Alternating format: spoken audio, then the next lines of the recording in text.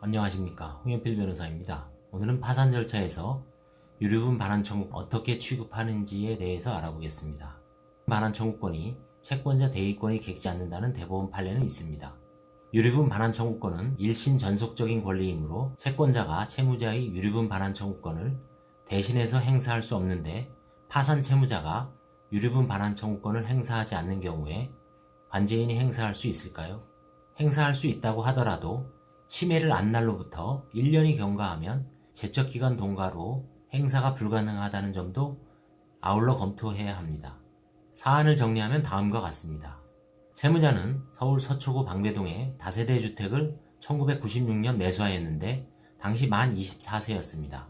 이로 미루어 보아 부친이 아들 명의로 취득한 명의신탁 부동산으로 보였습니다. 채무자는 위 부동산을 부친에게 2000년 2월 12일 매도하였는데 당시 채무자의 나이는 만 28세였습니다.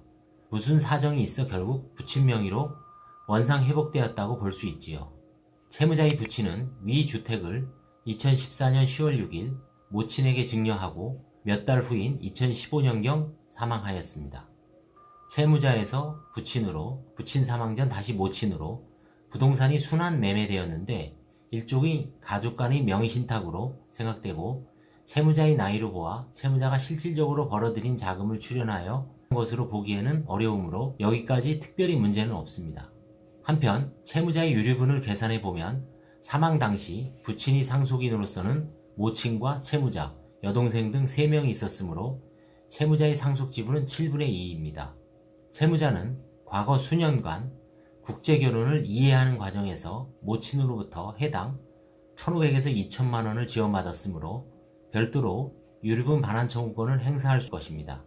설령 당시에 모친을 상대로 반환 청구를 했더라면 당연히 승소할 수 있었을 것이고, 그 시점은 침해를 안 날로부터 1년이므로 통상 상속 시점 전후부터 1년이 되면 행사를 하지 못한다고 보아야 할 것입니다.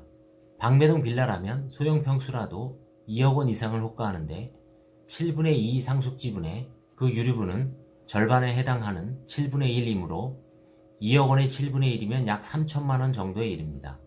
유류분 반환 청구권을 파산 절차에서 관제인이 행사할 수 있는가에 대해서는 견해가 대립하는데, 채권자 대위권 같은 일신전속적인 권리이므로 행사할 수 없다는 설과, 구체적으로 형성 중이고 파산 절차는 전체 채권자를 위한 청산 절차이므로 관제인이 채무자의 권리를 대의 행사하는 것이 아니고 관리처분권을 이전받는 것이므로 관제인으로서는 충분히 행사할 수 있다는 설이 있을 수 있습니다.